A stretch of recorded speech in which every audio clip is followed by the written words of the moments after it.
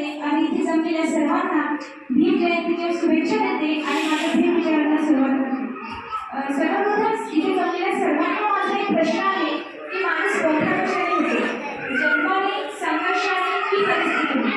या प्रश्नाचं जर उत्तर आपल्याला शोधायचं असेल तर त्यासाठी एकच नाव पुरेसं आहे आणि ते नाव, तो विचार आणि ती क्रांती म्हणजेच परमपूज्य विश्वरत्न डॉक्टर बाबासाहेब आंबेडकर, ज्यांना पाण्याचाही हक्क नव्हता त्यांनी आज समाजासाठी समतेचा महासागर दिला, ज्यांना वर्गात बसण्याचीही परवानगी नव्हती त्यांनी आज भारताला कायद्याचे संविधान दिले, ज्यांच्या स्पर्शाचाही विचार मानला जात होता त्यांनी आज मानवतेला स्पर्श करणारे विचार दिले। हा एक विरोधाभास नाही तर ही एक संघर्षाच्या इतिहासाची यशोगाथा आहे आणि ती यशोगाथा लिहिणारे लेखक म्हणजे युगपुरुष डॉक्टर बाबासाहेब आंबेडकर। म्हणूनच मला म्हणावंसे वाटते की सागराचे पाणी कधी अडणार नाही, बाबा तुमची आठवण कधी भेटणार नाही, सागराचे पाणी कधी अडणार नाही, बाबा तुमची आठवण कधी भेटणार नाही आणि हा एकच जन्म काय हजारो जन्म मिळाले तरी आमच्याकडून उपकार विभाचे भेटणार नाही, आमच्याकडून उपकार विभाचे भेटणार नाही। बाबासाहेब म्हणाले ते शिका, संघटित व्हा आणि संघर्ष करा। हे फक्त 3 शब्दच नाहीत तर जीवनाचे 3 स्तंभ आहेत। शिका का? कारण शिक्षणाशिवाय स्वातंत्र्य अपूर्ण आहे। संघटित व्हा का? कारण एकतेचे सामर्थ्य अमर्याद आहे आणि संघर्ष करा कारण अन्यायाविरुद्ध लढा दिल्याशिवाय परिवर्तन अशक्य आहे। आपण गाणं म्हणतो की व्हीआयपी रानो, व्हीआयपी खाना आणि व्हीआयपी माने सन्मान हे कोणी दिलंय? बाबासाहेबांनी दिलंय। तर व्हीआयपी म्हणजे काय? हे म्हणजे काय? हे का की आपण सोन्यासारख्या ताटामध्ये जेवतो, की आपण युरोप विमानाने फिरतो, की आपण अंबानीच्या शहरीला राहतो, की आपल्याकडे भरपूर संपत्ती आहे म्हणजे आपण व्हीआयपी आहोत का? व्हीआयपी म्हणजे काय? व्हेरी इम्पॉर्टंट पर्सन, अगदी महत्त्वाची व्यक्ती आपण आहोत का?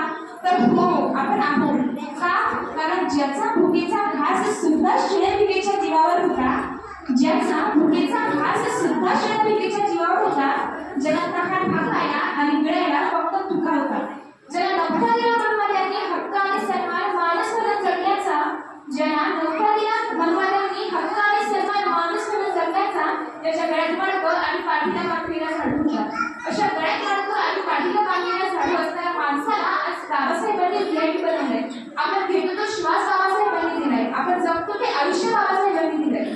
लोक म्हणायचे शूद्रांनी हे करू नये, शूद्रांनी ते करू नये, शूद्रांनी सोनं चांदी वापरू नये, शूद्रांनी चांगल्या घरात जेवू नये, शूद्र अमुक करू शकत नाही, शूद्र म्हणजे कोण? मी कुठल्याही एका जातीबद्दल इथे बोलत नाही। शूद्र म्हणजे तो सर्व समाज जो आज बाबासाहेबांच्या उपकारावर जगतोय। आपल्याला भेटलेलं आयुष्य हे बाबासाहेबांनी आपल्याला भेटलेलं हे आयुष्य बाबासाहेबांनी दिलेलं आहे। बाबासाहेबांनी आपल्याला व्हीआयपी बनवलंय। व्हीआयपी म्हणजे नेमकं काय हे आपल्याला तेव्हा कळतं जेव्हा मोठमोठे श्रीमंत नेते आपल्या घरासमोर येऊन म्हणतात की आम्हाला वोट द्या, आमच्याकडे लक्ष असू द्या, तेव्हा कळतं की बाबासाहेबांनी आपल्यासाठी किती करून ठेवलं आहे। आणि तरीही काही लोक बोलतात की बाबासाहेबांनी काय केलं, तर त्या लोकांना मला इतकंच सांगायचं आहे की ज्या डोळ्यांना फक्त गुलामगिरीचा काळा अंधार दिसत होता त्या डोळ्यांना त्यांनी स्वातंत्र्याचं नळ दाखवलं। जो समाज शेकडो वर्षांपासून गुलामगिरीच्या साखळदंडात बंदिस्त होता त्या साखळदंडावर त्यांनी त्यांच्या बुद्धीच्या बलाढ्यपणाने वार करून त्यांना मुक्त केलं। शिका, संघटित व्हा आणि संघर्ष करा ही अशी ज्ञानी, स्वाभिमानी आणि अभिमानाची घोषणा त्यांनी दिली। आणि तुम्ही विचारता बाबासाहेबांनी काय केलं?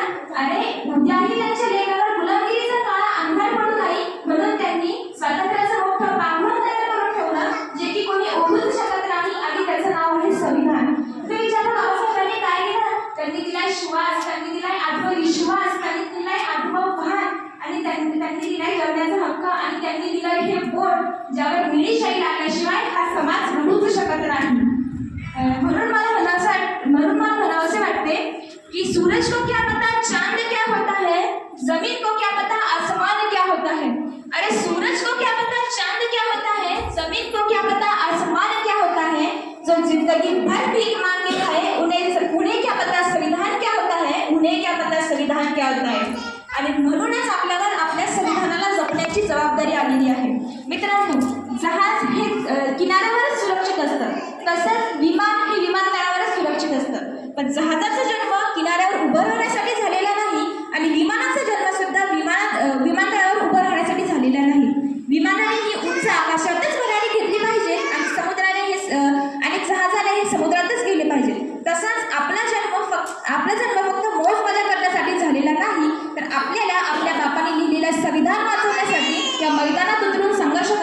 आणि आजच्या तरुणाईला माझं हेच सांगणं असेल की नका शोधो भीमाला या मूर्तीत दगडांच्या, दिसू देत भीम माझा कृतीत माणसांच्या, दिसू देत भीम माझा कृतीत माणसांच्या. जाता जाता मैं एवढंच बोलेन, ना जिंदगी की खुशी ना मौत का गम, ना जिंदगी की